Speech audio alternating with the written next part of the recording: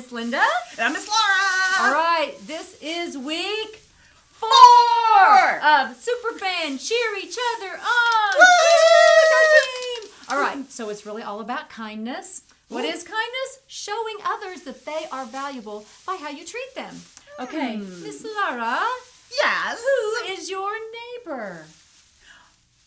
Well, my neighbors are the people who live around me, like next door to me and across the street. But I kind of wonder if somebody else is my neighbor. Well, Jesus is going to help answer that question in the Bible story today. So make sure you keep watching for the Bible story, because you know what? We're going to be learning to be kind to people who are different from us. Oh, so that means you have to be kind to me. That's right. And me, because we're all different. It's going to be a great story. Yeah. And it might even be familiar to many of you. It's going to be a good one. Okay, Miss Laura, the scripture for this month is very long, and we've had several people recite it to us. And I want you guys to know that Sunday today and then Wednesday are the last days to recite the verse for Versapalooza. Can you remind us what is the verse? I happen to know it's from Colossians. Colossians. Okay. All right, here we go. You are God's chosen people. You are holy and dearly loved. So put tender mercy and kindness on as if they were your clothes. Don't be proud. Be gentle and patient. Colossians 3:12. Awesome. Thank you so much. Okay, your activity guide for today that you get mailed by the awesome Miss Laura and is in this email. You can go back and check it there. So for kindergarten through 3rd, that's elementary, and 4th and 5th, the preteen, it's exact same activity, and it is so awesome. Make sure you get it out and look at it and do it with your parents. Yeah, it's called they're fun. Different but the But the same. same. That's right. It's a good one. Okay. Oh, Miss Laura. Lint in a box. Everyone got a box delivered to their home. Lent in a box. Lent in a box. Okay. Very excited about what's in here. Yeah. So me too. inside your box was a letter telling you what's in the box. What's on the box? And I had a letter from Pastor Charlotte for your parents to read in a calendar for your parents. So yay. Yay. And then there was do-it-yourself ashes for Ash Wednesday service that we had. So either you came to the service in the church or maybe you did it at home. Yeah. Okay. So Love this it. past week was week 1. One. That's right, of Lent. Oh my goodness, and I hope you guys did them. We already had a few pictures people sent us of them doing the activity. So sweet. So week 1 is the 5-finger prayer and the finger labyrinth. Ooh. I love the 5-finger prayer. Yeah. And then we pray for different people. It's really awesome. That it was. And then the finger labyrinth. And inside your box, you guys all had different colors of puffy paint. And you put it on the black lines and let it dry. And then you can feel it with your finger, and it's kind of like a maze with your finger, and you can take a deep breath in prayer while you're moving your finger around the labyrinth. You can even close your eyes while you're doing it. Oh, that's because true. it would go right through. So while you're praying, and close your eyes and just let your finger lead you. Yes. Okay. This next week. Okay, you're just going to have to look at it. But I'm going to tell you that there are... Oh, I have to find them. They're right there. Oh, she found them. There are crayons that you're going to use and a candle. Whoop, whoop, whoop. So make sure you dig in there and get out week 2 for this week. And you know what? If you're like, I haven't done week 1 yet, that's okay. Do it too. Yeah. All right, and every week there's something fun. And you guys, there's soil and seeds in a pot, so make sure you plant those seeds. Plant them now. Send us pictures of when they start growing. Yes. All right. Plant them now, because they'll bloom by Easter. We bought fast-growing seeds. Yeah. All right, we can't wait to see you guys on Zoom. We'll see you in just a little bit. All right, bye. Guys.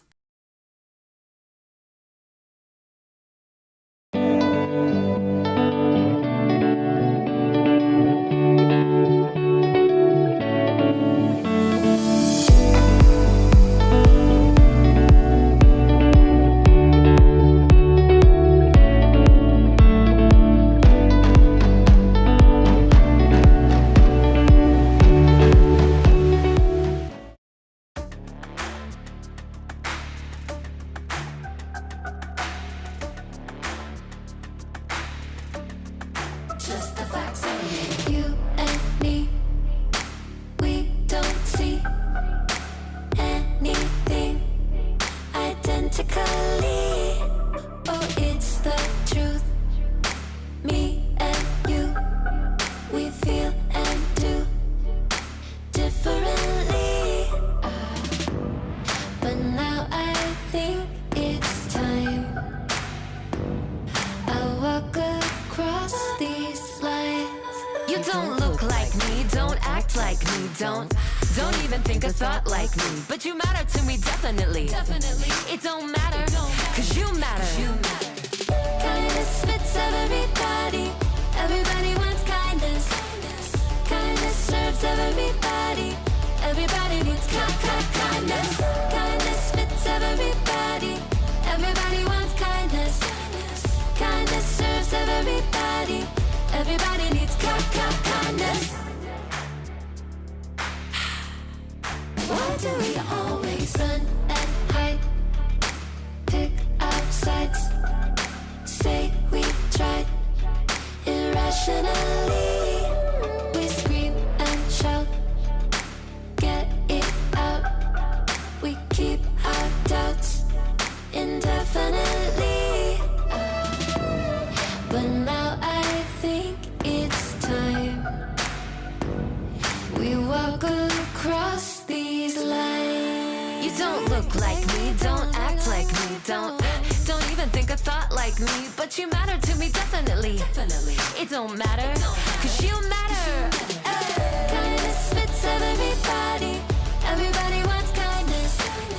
Kindness serves everybody. Everybody needs kindness.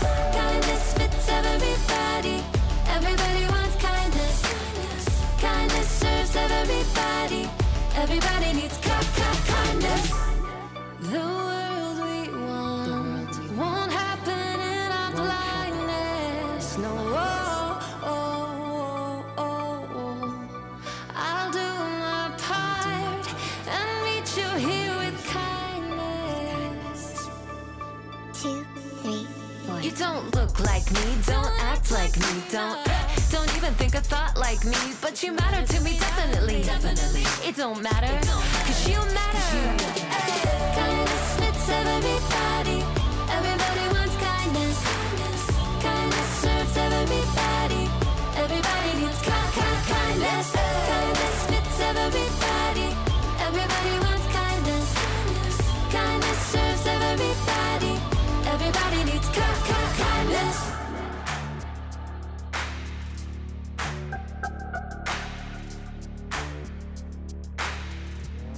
Boom, boom, boom, boom.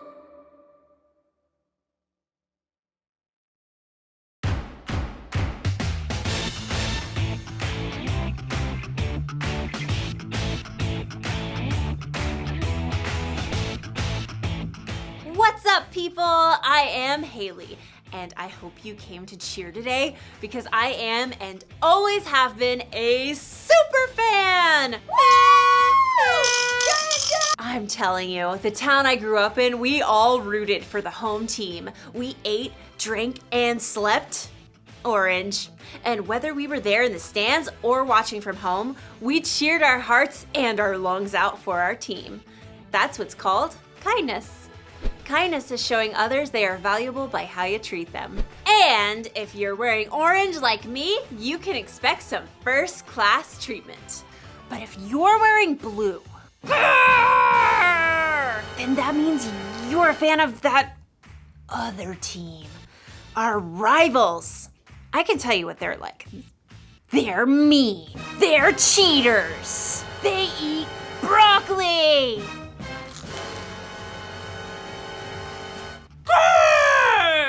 They're pretty scary. I've actually never met one in person, but that's what I've heard. I am not a fan. Not a fan. You know, if I saw someone on that blue team lying on the side of the road, you know what I'd do? I'm actually not sure what I would do. I'm not sure. But today's Bible story will help us know what we should do. Broccoli!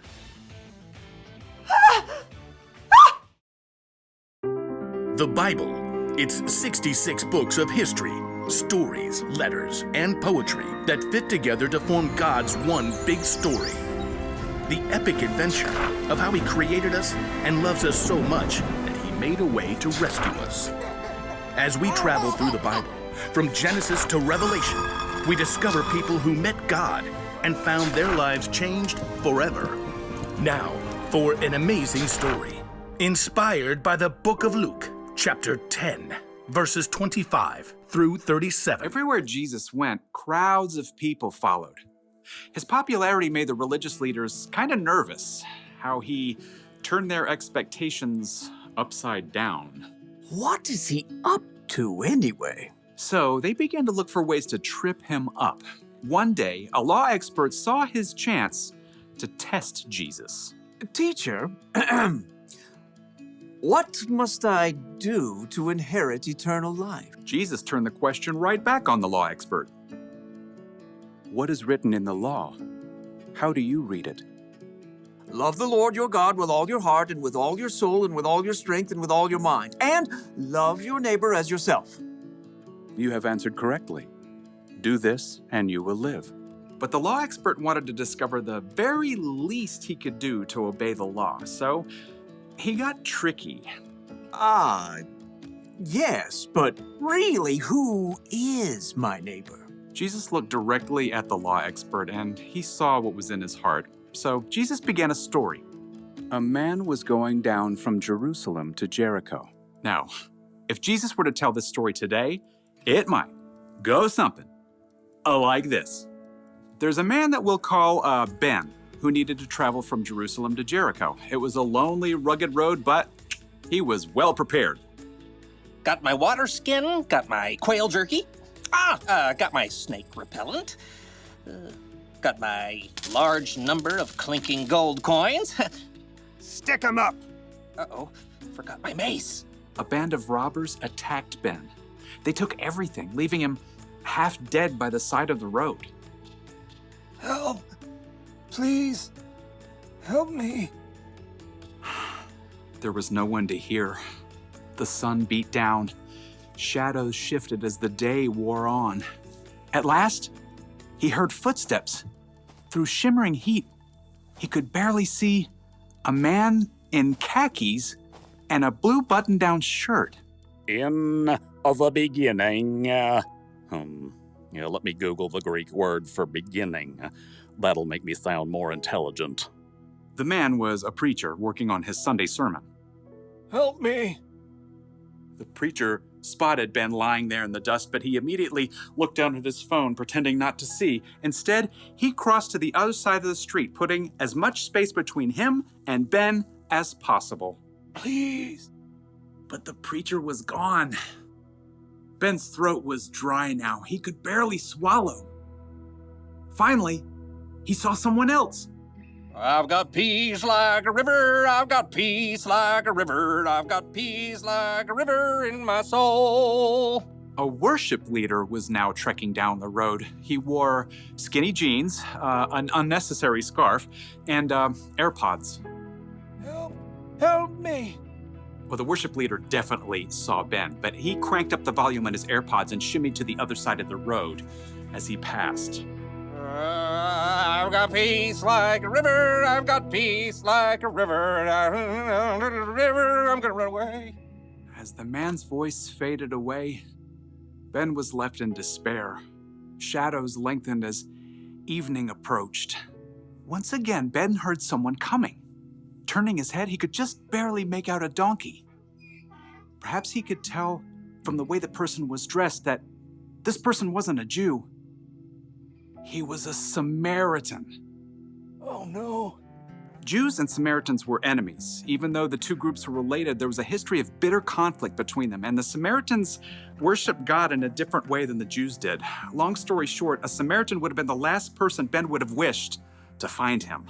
What's that by the road? Instead of ignoring Ben, though, the Samaritan man slowed down and got off his donkey. Oh no, who did this? The Samaritan quickly rummaged for supplies in his bag. Here, have some water. Those are nasty gashes. I've got oil and wine to clean them out. The Samaritan bandaged Ben's wounds and hefted him onto his own donkey. Steady, steady. Hey, wrap your arms around his neck, like this.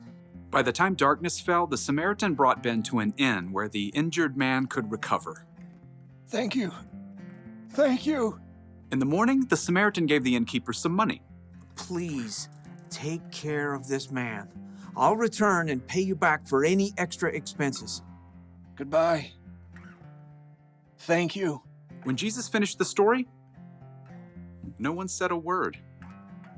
He looked directly at the law expert. Which of these three do you think was a neighbor to the man who fell into the hands of robbers? The law expert fidgeted. To admit that the Samaritan had acted as a true neighbor was to say that everyone is a neighbor, no matter how different they may be.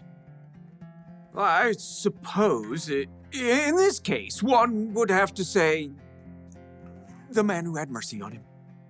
Go and do likewise. Jesus' story was clear. Love your neighbor as yourself isn't limited to just the people in your neighborhood. Your neighbor means anyone who needs you to show them God's love.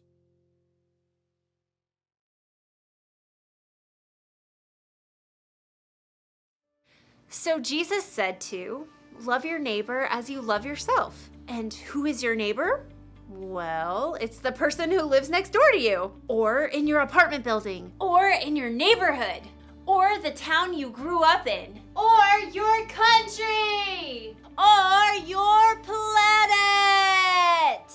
In short, your neighbor is everyone. That includes people who look different from you, people who believe different from you, people who have more money than you or less money than you, everyone.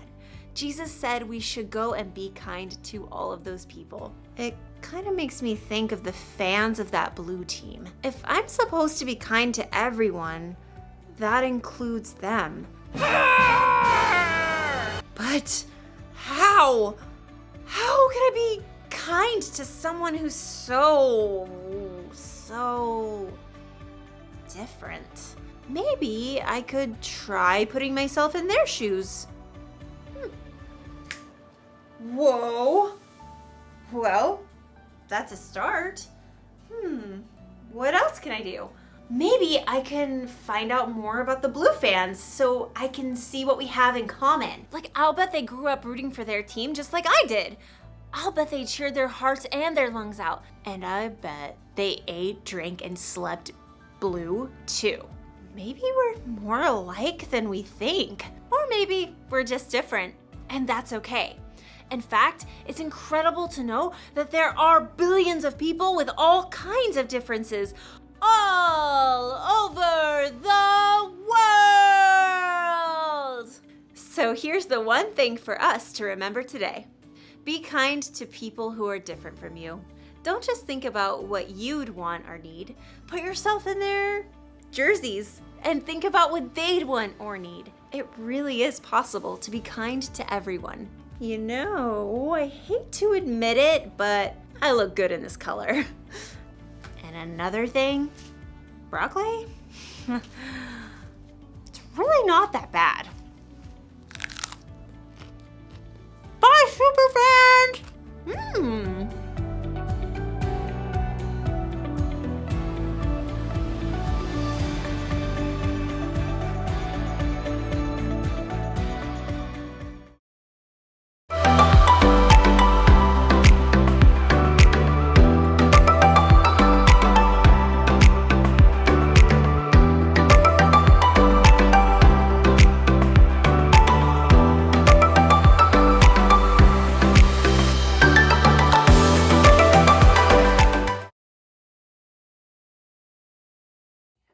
Hold on, right there. Come on. Yes. Oh, here he comes. Here he comes.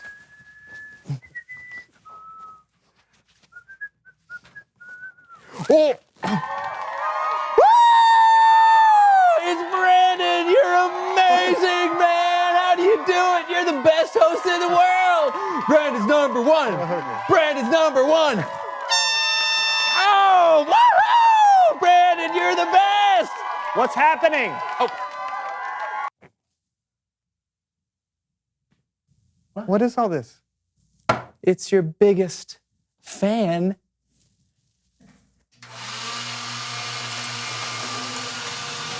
Well, that's not supposed. No! No! Turn it off! Brandon, turn it off!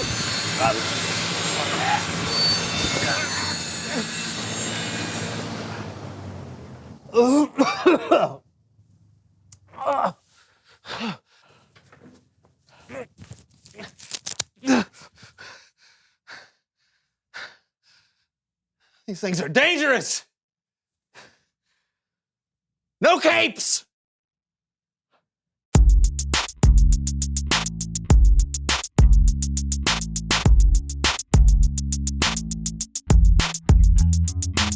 Hello, everyone. I'm Brandon.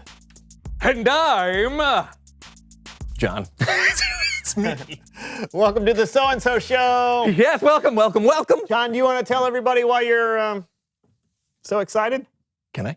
Oh, please. That's why we're here. Okay, well, as you can see, I'm dressed as my favorite comic book character, Radiation Rabbit. And why, pray tell, do you love Radiation Rabbit? What's not to love? It's an incredible origin story.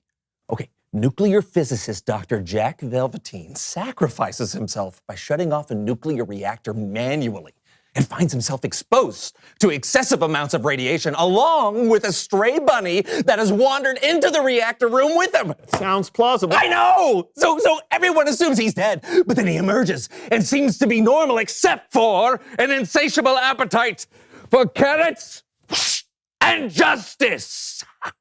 Oh, the radiation made him part bunny. Yes, you've read it? No one knows. Lucky guess. Wow. Huh. So Radiation Rabbit has the power to leap incredibly high. He can hear conversations through walls. He has the power to light up entire cities by biting into the power grid. His list goes on and on and on. Why are we talking about Radiation Rabbit today? Well, you're about to find out. Please welcome someone who knows stuff!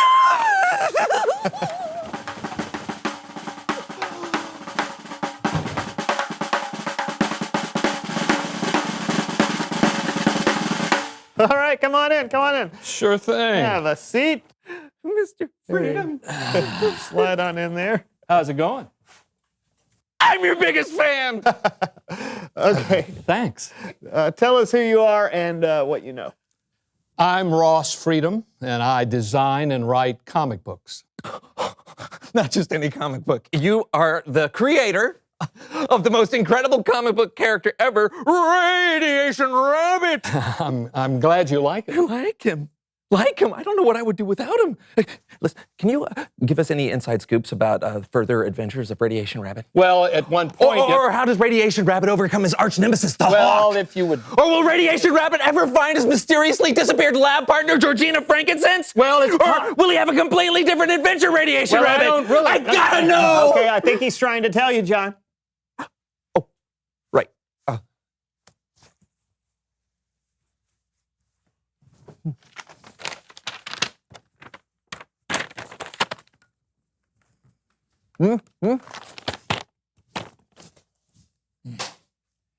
I think you're going to be really excited about this. Radiation Rabbit is going to, once and for all, become Robot Rabbit. Dr. Jack Velveteen finds a cure for his radiation and chooses to retire from crime fighting in an assisted living community for former superheroes in Sarasota.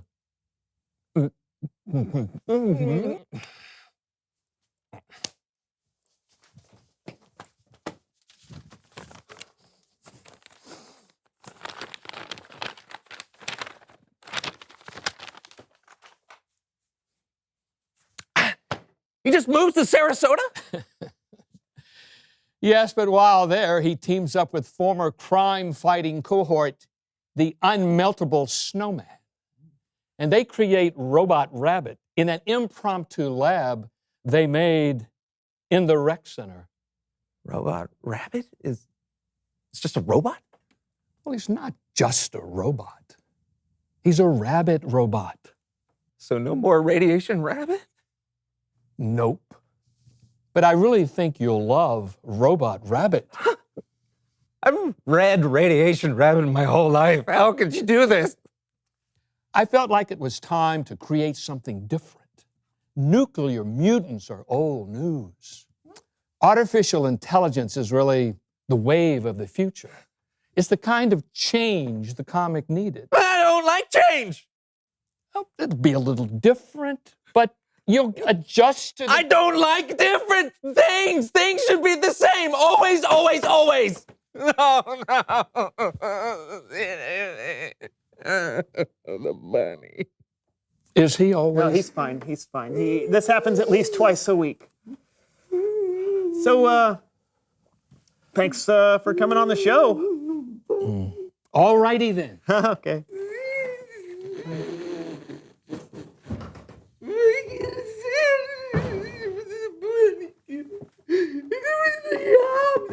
It's Bible story time with Kellen.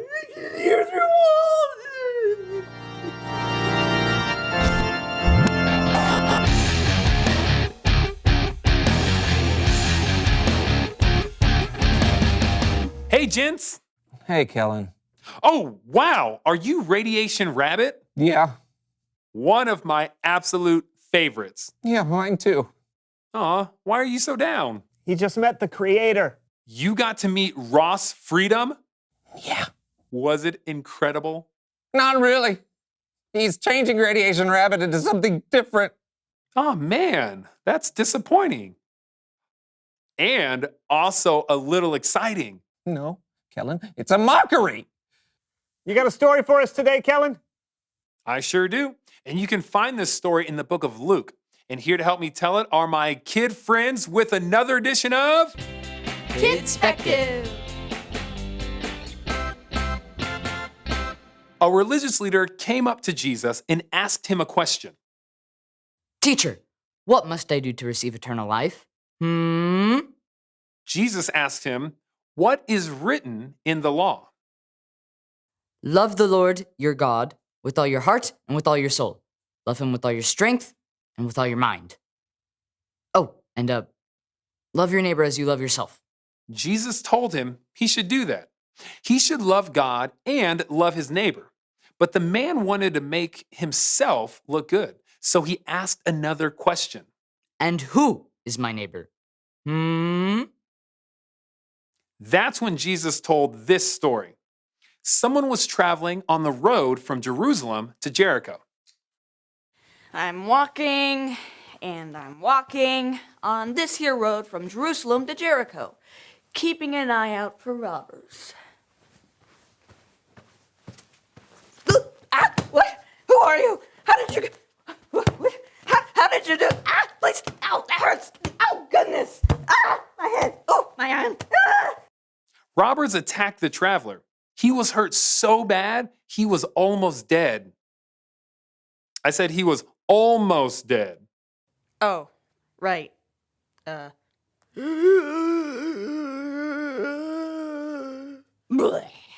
Better. Thanks. As he lay there, almost dead, a priest happened to be walking down the road. Help me. Oh. Yeah. Disgusting. Here, let's just... that's better. The priest walked by on the other side of the road without helping. Then a Levite came by, someone else who worked in God's temple. And I'm walking, and I'm walking. Okay, wow. Ew. Okay, no. See ya. The Levite walked by without helping too.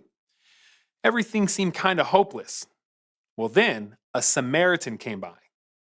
To the people Jesus was talking to, a Samaritan was considered to be an outcast. They were strange, different. They were enemies even. Would the Samaritan help? Help me. They got you good. Here, let's clean these wounds. What's that? It smells like olive oil and wine? That's how the story goes. I guess they were all out of hydrogen peroxide in Samaria. Huh.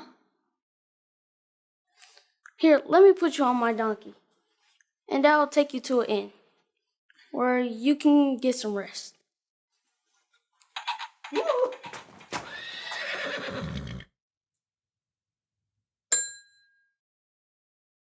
Can I help you? Yes, my friend here has been badly injured. I need to go for the day. Here's 1 silver coin. Another 1 silver coin to make 2. Take care of him. And if it costs any more than that, I'll pay you any extra when I get back. But of course, continental breakfast lasts until 10 a.m. Coffee and tea are complimentary. Help yourself. Thanks. When Jesus finished the story, he asked the religious leaders, "Which of the 3 do you think was a neighbor to the man that was attacked by the robbers?" The one who felt sorry for him? And Jesus told him, "Go and do as he did." The end. Wow. Amazing job, kids. Thanks. Anytime. Sure thing. My No problem. pleasure. All right. I'll see you guys later. Bye-bye. Farewell. Great story. Yeah, sounds like Jesus really surprised them with that ending. Yeah, Jesus did that a lot. The priest and the Levite seemed like they were the people that should help, but they didn't. It was the Samaritan who was different that actually was the good neighbor. I think the story teaches us that you can show kindness to anyone, even someone, and maybe even especially someone that is different from you. Thanks a lot, Kellen. Yeah, thanks. No problem. I'll see you all next time. Later. You know, Brandon, it's easy to be kind to people who are the same as us or people we're used to. It's a little bit harder to be kind to people who are different, like Robot Rabbit. Maybe I should give him a chance. Okay. But you know Robot Rabbit isn't a real person. It's just a character in a comic book, right? Reveal the question. How can you be kind to people who are different from you? I don't get along with my pet gerbil, Frank. He's really different from me. Maybe I can clean his cage more often. Not a person. Oh, well, then I don't get along with my 2nd grade teacher, Mrs. Mabe. You keep in touch with your 2nd grade teacher? Yeah, we're friends on the internet. Oh. She always posts cat memes, and I'm not really a cat person. Okay, well, most of us know people who are different than we are. What are some ways you can be kind to those people? Talk about it together. I guess I'm not really a gerbil person either. We'll see you next time on the So-and-So Show. Yeah, bye.